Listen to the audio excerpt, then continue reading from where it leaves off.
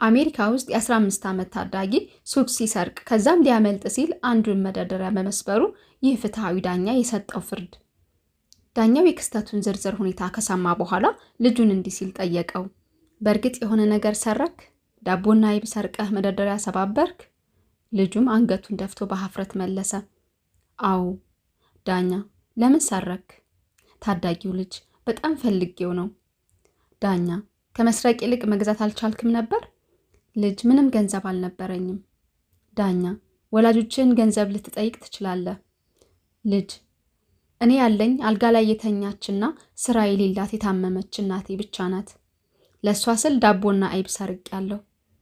ዳኛ እና አንተ ምን እየሰራህ ነው? ስራ የለህም? ልጅ የመኪና ጣቢ ሆኜ ሰራ ነበር። እናቴን ለመርዳት አንድ ቀን እረፍት ወሰድኩ። ለዚህም ነው ያባረሩኝ።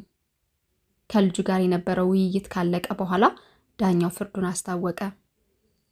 ሌብነት በተለይም ዳቦ መስረቅ በጣም አሳፋሪ ወንጀል ነው። ለዚህ የስርቆት ወንጀል ሁላችንም ተጠያቂ ነን። ለዚህ የስርቆት ወንጀል ዛሬ እኔ ራሴን ጨምሮ እዚህ ክፍል ውስጥ የተገኘ ሁሉ ተጠያቂ ነው አለ።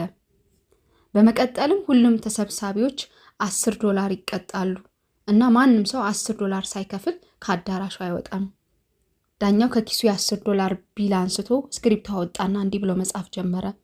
በተጨማሪም የተራበውን ልጅ ለፖሊስ ያደረሰው ሱቅ ባለቤት $1000 እንዲቀጣ አዝዣለሁ እና ቅጣቱ በ1 ሰዓት ውስጥ ካልተከፈለ ሱቁ ተዘግቶ ይቆያል። በአዳራሹ ውስጥ የነበሩት ሁሉ ለልጁ ይቅርታ ጠይቀው ሙሉ ገንዘቡን ሰጡት።